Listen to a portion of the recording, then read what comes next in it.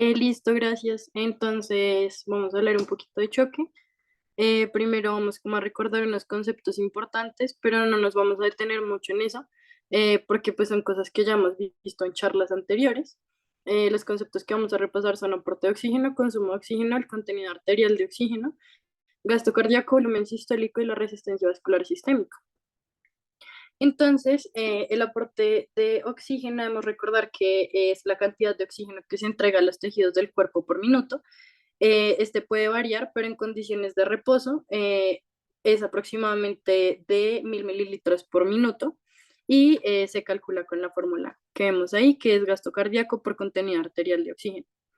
El gasto cardíaco es la cantidad de sangre que el corazón bombea por minuto, que también en condiciones de reposo en un adulto sano debería estar entre 4,5 a 6 litros por minuto y se calcula multiplicando el volumen sistólico por la frecuencia cardíaca. El contenido arterial de oxígeno, pues como lo dice su nombre, es el contenido de oxígeno que va en sangre arterial. Se calcula sumando el contenido de oxígeno que hay en la hemoglobina con el contenido de oxígeno que pues hay en sangre circulante en el resto del plasma.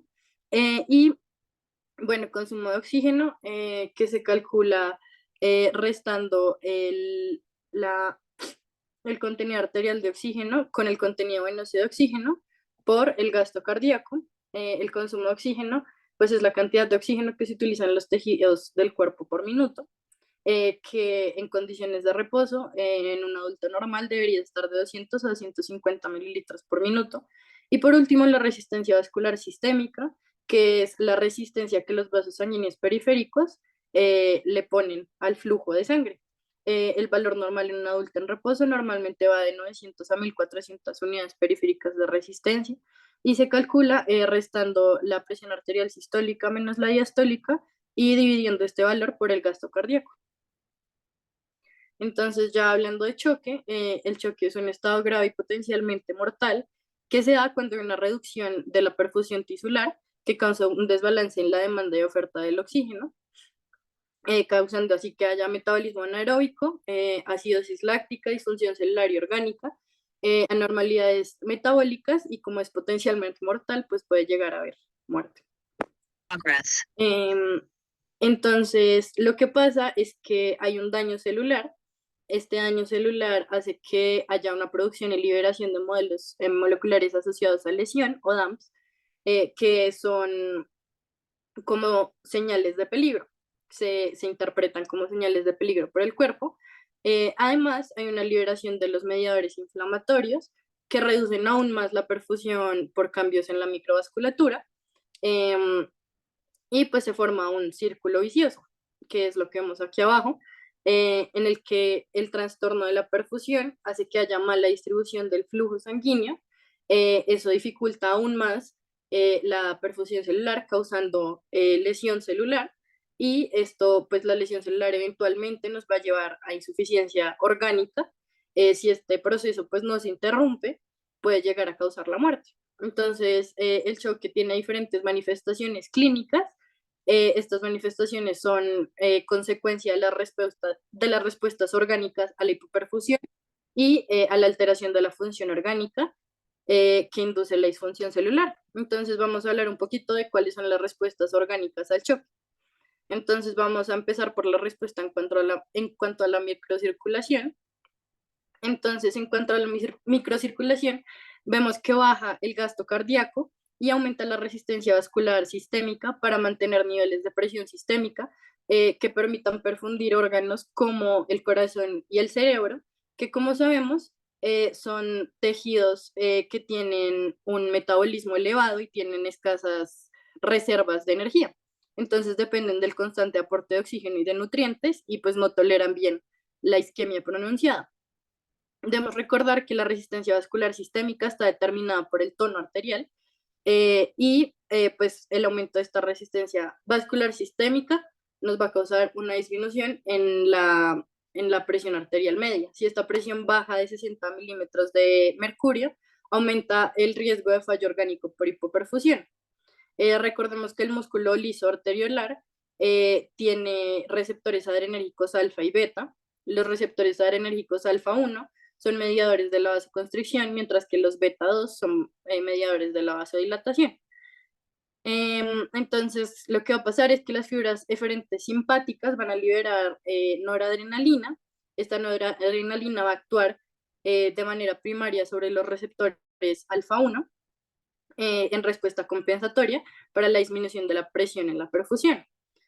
También vamos a ver que en la médula suprarrenal se libera noradrenalina y adrenalina, y además en el estado de choque se liberan otras sustancias como la angiotensina 2, la vasopresina, la endotelina 1, el tromboxano 2, las prostaglandinas, el óxido nítrico y otras sustancias del metabolismo local como la adenosina.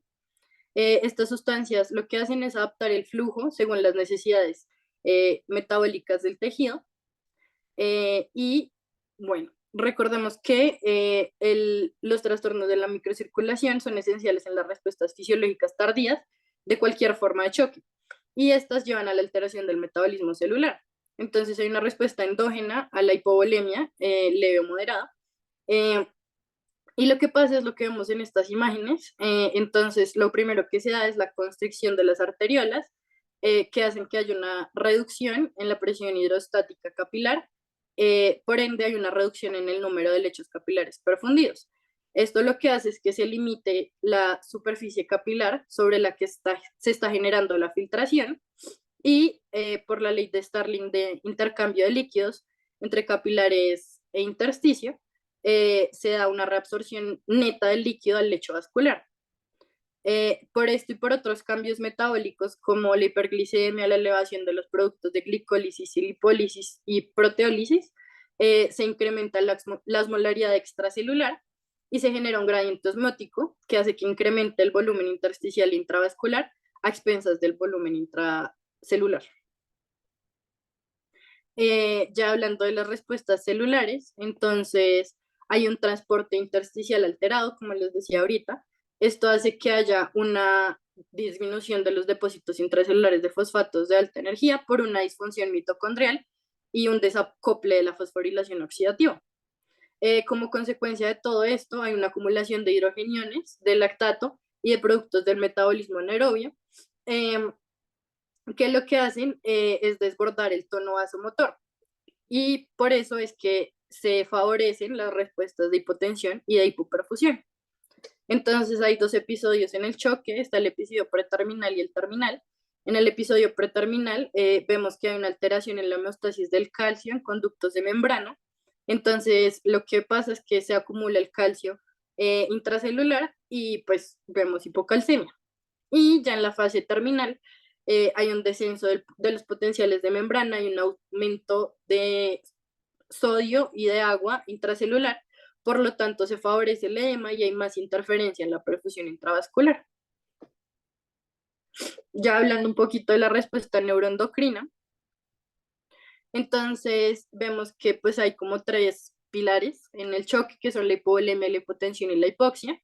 Estos tres se detectan por los varoreceptores y quimiorreceptores, contribuyendo a una respuesta autónoma que está destinada, como les decía al comienzo, a restablecer el volumen sanguíneo y a mantener la perfusión de órganos centrales para movilizar sustratos metabólicos. Entonces, lo que va a pasar es que con la hipotensión, pues se va a desinhibir el centro vasomotor, y esto va a hacer que aumente el estímulo adrenérgico y que disminuya la actividad vagal. Cuando aumenta el estímulo adrenérgico, vamos a ver que se induce la vasoconstricción periférica y esplácnica para pues preservar la perfusión de esos órganos centrales.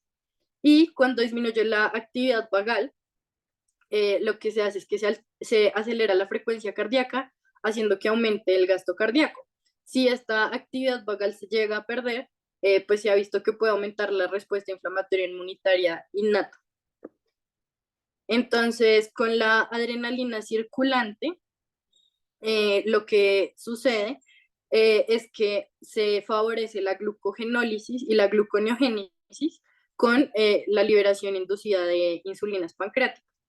Entonces, esta adrenalina lo que hace es estimular los receptores adrenérgicos beta de células inmunitarias innatas, impidiendo la producción y la liberación de mediadores inflamatorios. Con estímulos como el dolor y el estrés, se da la liberación hipotalámica de ACTH, que pues va a estimular la secreción de cortisol y también va a reducir la captación periférica de glucosa y aminoácidos, aumentando la lipólisis y la gluconeogénesis.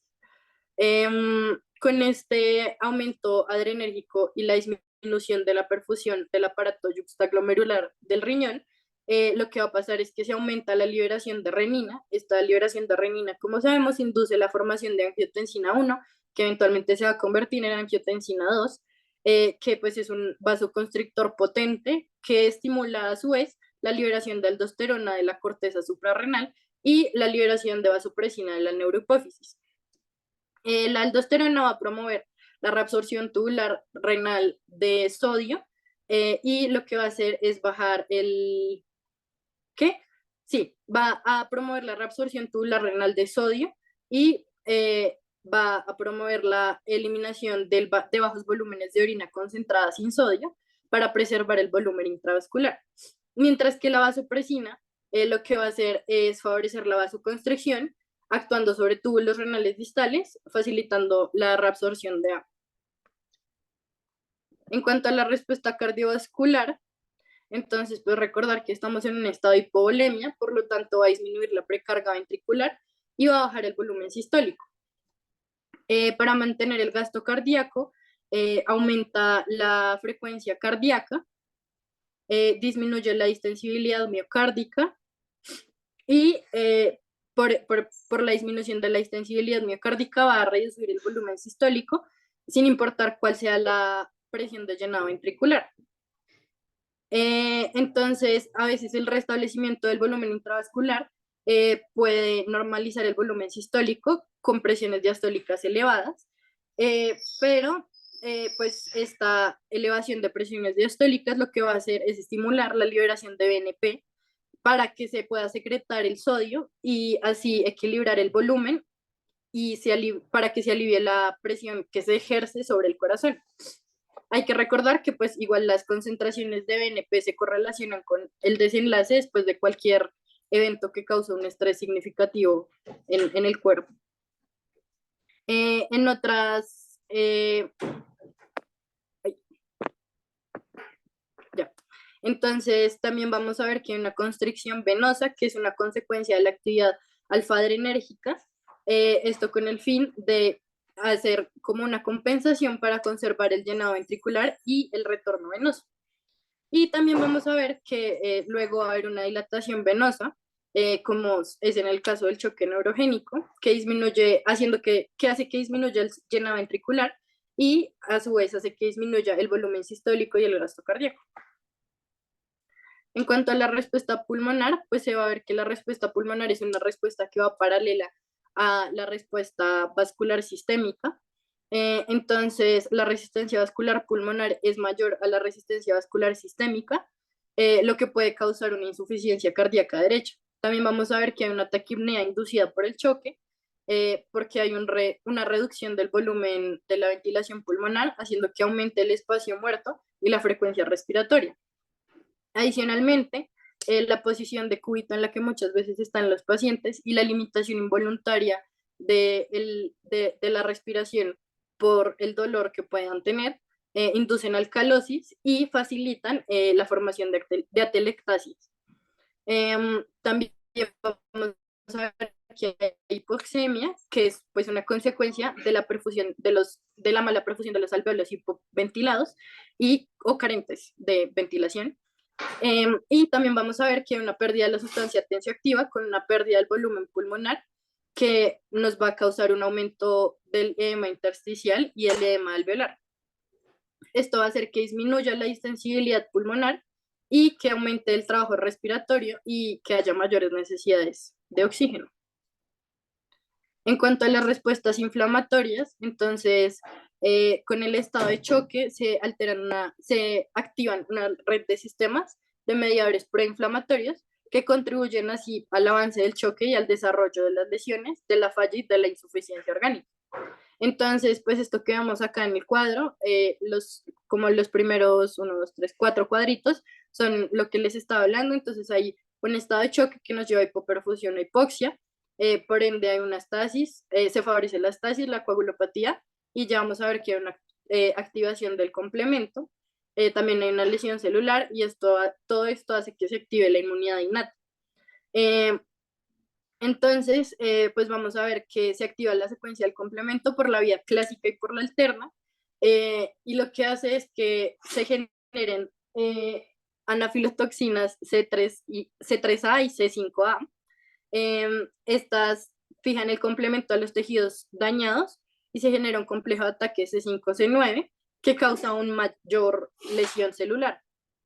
También vamos a ver que con la secuencia de coagulación, pues se favorece la trombosis microvascular y la fibrinolisis. Esto favorece episodios de isquemia y de reperfusión. Entonces, vamos a hablar de algunos de los mediadores proinflamatorios que contribuyen a este estado de choque. Entonces, primero vamos a hablar del tromboxano A2, que es un vasoconstrictor muy potente que contribuye a la hipertensión pulmonar y a la necrosis tubular aguda. De prostaglandinas como la I1 y la I2, y la E2, perdón, ahí está mal, que lo que hacen es que son vasodilatadores que permiten la permeabilidad vascular y por ende favorecen la formación del edema. También hay leucotrienos de cisteínilo, como el LTC4 y el LTD4, que son mediadores de las secuelas vasculares en choques como anafilaxia y en otros estados. También vemos la LTB4, que es una quimiotaxina y un secretagogo, que lo que hace es estimular la formación de radicales libres de oxígeno. Tenemos el factor activador plaquetario, que es un mediador fosfolipídico con enlaces de éter que contiene araquidonilo. Esto favorece la vasoconstricción pulmonar, la broncoconstricción, la vasodilatación sistémica, el aumento de la permeabilidad capilar, la estimulación de los macrófagos, de los neutrófilos, y todo esto para producir concentraciones mayores pues, de los mediadores de la inflamación. También está el factor alfa de necrosis tumoral, que produce componentes numerosos pues, del estado de choque, que reproduce estos componentes y como la hipotensión, la acidosis láctica y la insuficiencia respiratoria. Entonces, pues este es como el resumen de todo lo que acabo de decir. Entonces acá podemos ver cuál es el círculo que se desencadena por el estado de choque. Entonces podemos empezar en la hipovolemia, o bueno, en la hemorragia. Puede haber una hemorragia o una filtración capilar que nos van a causar una hipovolemia o un edema intersticial con una disminución de la distensibilidad cardíaca. Esto nos va a llevar a una disminución en el gasto cardíaco que pues nos va a llevar a hipoperfusión. Esto a su vez nos va a causar hipoxia. La hipoxia nos va a causar apoptosis con lesión a diferentes órganos y disregulaciones de la activación simpática y neuroendocrina, con activación y lesiones de células endoteliales. Esto va a favorecer las estasis y las trombosis microvasculares, que van a favorecer la fibrinolisis y la reperfusión, lo cual nos puede causar una coagulopatía por consumo. Como les decía al comienzo, pues todo esto hace que se activen y que se liberen los DAMPs. Esto va a favorecer la activación de la inmunidad innata, generando así fenotipos proinflamatorios y mediadores inflamatorios, que nos van a causar lesión difusa de células circundantes o síndromes de disfunción orgánica múltiple. Entonces, ya hablando un poquito más de los tipos de choque, empecemos por el choque hipovolémico. Entonces, este choque se caracteriza por una pérdida del volumen eficaz circulante. Debe haber una disminución rápida de la volemia de 15 a 25% para que se vean signos y síntomas del shock.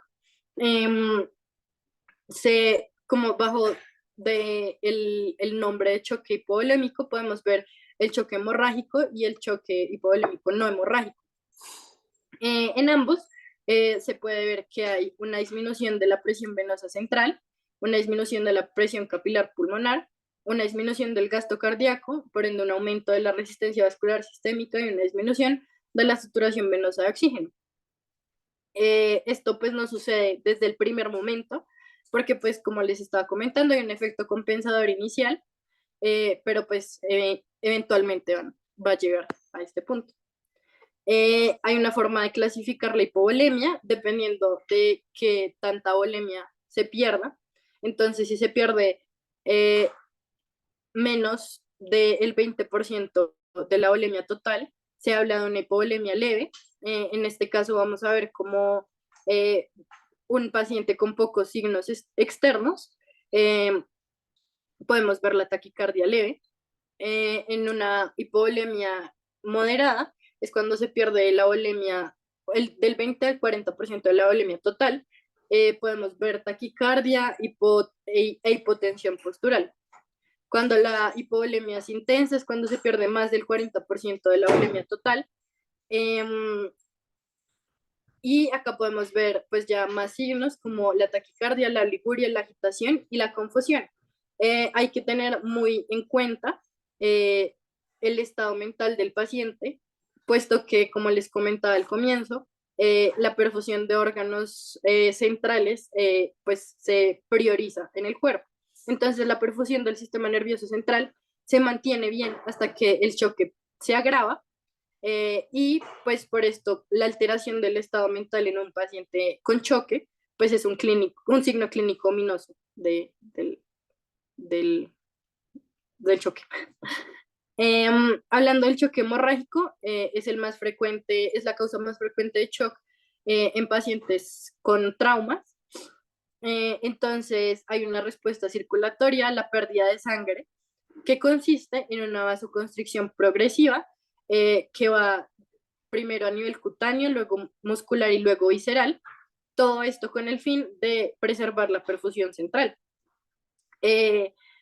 La taquicardia, como les comentaba ahorita, es el signo más precoz, y los mecanismos fisiopatológicos que se ven implicados en el choque hemorrágico son el déficit de ATP, que también hay translocación bacteriana y una pérdida de la autorregulación en la microcirculación, lo que va a hacer que haya una pérdida de la respuesta pues a volumen y a vasoactivos. Entonces, lo que se recomienda hacer como tratamiento en estos pacientes es no reponer de entrada el volumen sanguíneo circulante, sino empezar por corregir como las alteraciones de la coagulación, para que si al paciente se le corrige el volumen, pues no siga perdiendo.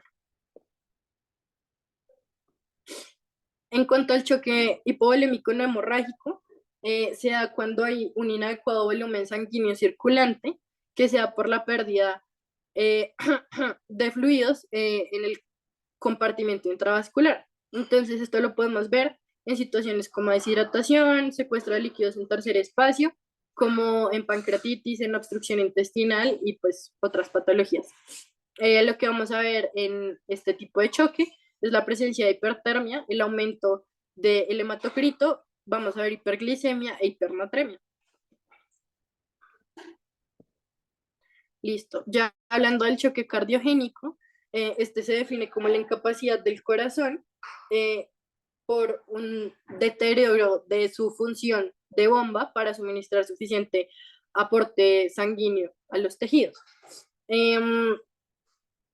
Entonces, acá vamos a ver diferentes mecanismos fisiopatológicos. El primero es la disfunción sistólica extensa del ventrículo izquierdo.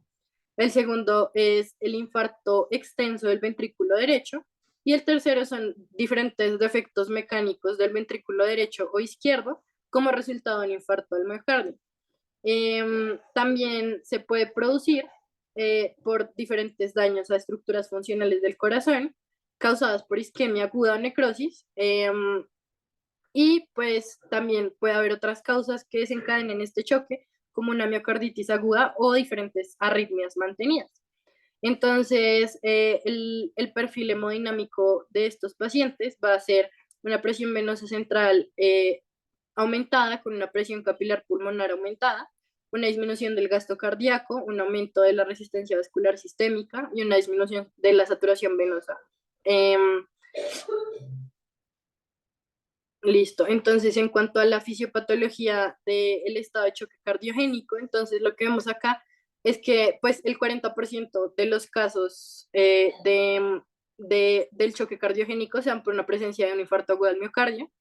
Entonces, pues por eso es como la causa que está arriba. Esto puede causar una disfunción, bueno, esto causa una disfunción del miocardio. Esta disfunción puede ser sistólica o diastólica. Cuando la disfunción es sistólica, vamos a ver que disminuye el volumen cardíaco y disminuye el volumen sistólico, causando una perfusión sistémica disminuida y una hipotensión.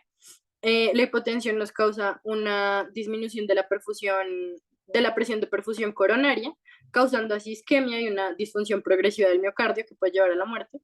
Y cuando se disminuye el gasto cardíaco y el volumen sistólico, vemos que hay una disminución de la perfusión sistémica. Entonces hay una función de vasoconstricción que es compensatoria, pero pues eventualmente va a llevar a una disminución progresiva, una disfunción progresiva del miocardio que puede llegar a causar la muerte. Cuando la disfunción del miocardio es diastólica, vamos a ver que aumenta la presión de eyección del ventrículo izquierdo en la diástole. Va a haber congestión pulmonar, esto nos va a llevar a hipoxemia y asimismo a isquemia, em, terminando pues igual en una disfunción progresiva del miocardio que puede llevar a la muerte. Entonces, estas son algunas de las muchas causas del estado de choque cardiogénico. Entonces, como les estaba comentando ahorita, pues el infarto y la isquemia aguda al miocardio, pues es la causa principal. También se puede dar por hemorragias, por infección y pues por otras como causas, como les comentaba ahorita, con los mecanismos fisiopatológicos del choque. Ya en cuanto al choque obstructivo, entonces vamos a ver que el choque obstructivo tiene un componente cardíaco que es mayormente diastólico y no tanto sistólico. Entre las causas de este choque podemos ver como dos grupos grandes, están las causas pulmonares y las causas mecánicas. Entre las causas pulmonares podemos ver pues tromboembolismo pulmonar masivo, hipertensión pulmonar severa, entre otras. Y en las causas mecánicas podemos ver pneumotórax a tensión, hemotórax, taponamiento del pericardio, entre otros. En todas estas, sin importar como cuál sea el mecanismo, vamos a ver que hay un gasto cardíaco bajo con una presión venosa central aumentada y ahí depende la presión capilar pulmonar. Esta va a estar elevada si el mecanismo es un taponamiento o una pericarditis. Puede ser normal o baja en el caso de un tromboembolismo pulmonar masivo. Ya hablando del choque distributivo, pues este choque incluye como a diferentes choques. Vamos a empezar por el séptico. El choque séptico se define como la respuesta desregulada de un huésped a una infección y esta resulta en una disfunción orgánica que es potencialmente mortal. El choque séptico es la causa más frecuente de choque distributivo y lo que vamos a ver en el choque séptico es que va a haber una liberación de mediadores como anafilotoxinas que se derivan del complemento, histamina, sustancias depresoras del miocardio, factores de necrosis tumoral, endotoxinas, beta-endorfinas, entre otras, que producen una serie de efectos a nivel microvascular y miocardio. Entre estos efectos vamos a ver la vasodilatación que se ve en una primera fase, que se da en las arteriolas y en vénulas, que va acompañada de resistencias vasculares sistémicas bajas y un gasto cardíaco alto. Posteriormente vamos a ver una vasoconstricción con resistencias vasculares sistémicas altas y un gasto cardíaco caído.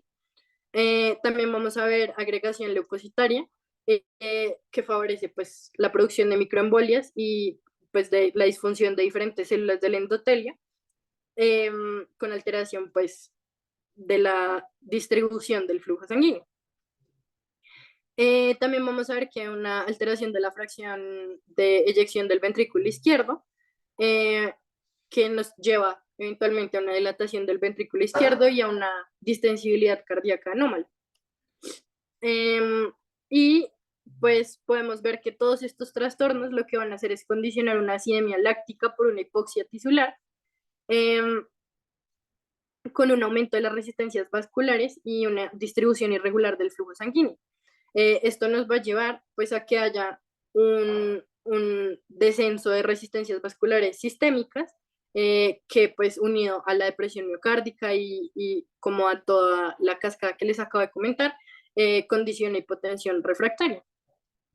Entonces el diagnóstico para hacer el diagnóstico del choque séptico se hace con estos tres parámetros. Entonces, primero, pues debe haber un paciente con un diagnóstico de sepsis.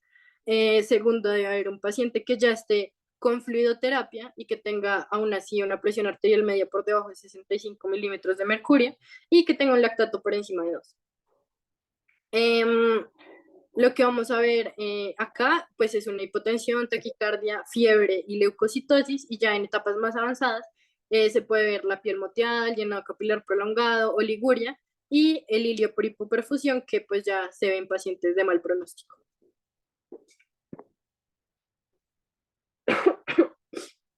Perdón. Ya en cuanto al choque anafiláctico, pues recordar que la anafilaxis es una reacción alérgica aguda que es mediada por anticuerpos, y esta ocurre por la reexposición antigénica en pacientes que fueron previamente sensibilizados. Este se puede causar por reacciones alérgicas a diferentes fármacos, agentes de contraste, a picaduras de insectos, y aparece precozmente en los primeros 20 minutos luego de la exposición antigénica. Se produce una gran activación de mastocitos, basófilos, y hay una gran liberación de mediadores vasoactivos. Entonces, acá vamos a ver que hay una presión venosa central disminuida, una presión capilar pulmonar disminuida, y pues el gasto cardíaco y la resistencia vascular sistémica dependen. El gasto cardíaco puede estar normal o incrementado, dependiendo de qué grado de vasodilatación periférica veamos, y pues del estado del volumen plasmático. Pues también puede haber broncoespasmo severo y atrapamiento aéreo, y esto puede hacer pues que se caiga el gasto cardíaco. En este vamos a ver, pues además de los signos de choque que vemos siempre, alteraciones dermatológicas como eritema, urticaria o angioedema.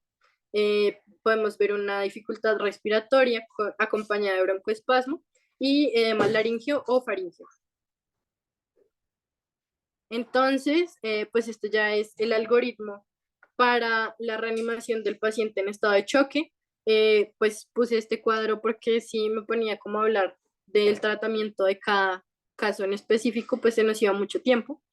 Entonces, pues recordar que hay como tres pilares esenciales en el choque, que son la hipotensión, la hipovolemia y la hipoxia. Entonces, cuando veamos un paciente con cualquiera de estos tres, pues se debe primero asegurar la vía aérea y luego pues empezar como a buscar la causa del choque, estabilizando el paciente al mismo tiempo. Entonces, pues hay que ver cómo está perdón, cómo están los signos vitales, si están estables o inestables, si tenemos una frecuencia cardíaca por encima de 120, o pues si se mantiene sola, o si hay una presión sistólica por debajo de 90, se debe revisar la presión venosa central, y pues se debe tener en cuenta también se debe, perdón, eh, se debe tener en cuenta también la presión venosa central, teniendo como punto de corte 15. Si la presión venosa central está por debajo de 15, pues se debe administrar soluciones de cristaloides a los pacientes o sangre, pero pues esto no sea como en todos, o sea, hay que recordar que no se repone líquidos con sangre pues en todos los pacientes, solo pues para mantener como las metas en caso de hemorragia. Adicionalmente, pues si está la presión venosa central por debajo de 15, pues nos lleva a pensar en una disfunción o en un taponamiento cardíaco. Entonces ahí lo que hacemos es practicar ecocardiografía y pues dar el tratamiento apropiado dependiendo pues de qué nos esté causando esta disminución en la presión venosa. Si pues llegamos hasta el punto en el que el paciente pues requiera de un catéter en la arteria pulmonar, pues se debe verificar el índice cardíaco y la presión capilar pulmonar. Y pues dependiendo de esto podemos ver que hay como tres puntos. Entonces si el índice cardíaco está por debajo de 3.5 con una presión capilar pulmonar por debajo de 15, se debe seguir pues administrando soluciones de cristaloides. Si el índice cardíaco está por debajo de 15 con una de 3.5, perdón, con una presión capilar pulmonar que esté entre 15 y 20, se deben administrar fracciones de 500 mililitros de soluciones de cristaloides hasta llegar al índice cardíaco máximo. Luego se debe pues vigilar el deterioro del índice cardíaco y pues procurar conservar una presión capilar pulmonar óptima. Y si el índice cardíaco está por debajo de 3.5 con la presión capilar pulmonar por encima de 20, pues ahí ya se debe administrar inotrópicos o vasoactivos, pues considerando eh, a cada paciente, ¿no? Como cada paciente, eso lo veremos creo que en la siguiente charla. Y pues también se debe considerar la práctica otra vez de ecocardiografía para revisar qué es lo que sigue saliendo mal. Y listo, gracias. Acá está la bibliografía y eso era todo.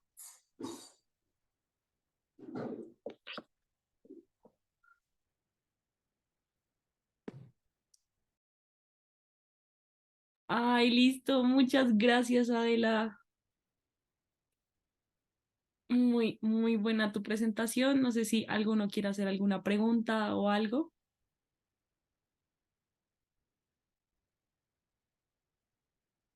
Listo, pues si ninguno tiene ninguna pregunta ni nada, entonces muchas gracias. Muchas gracias.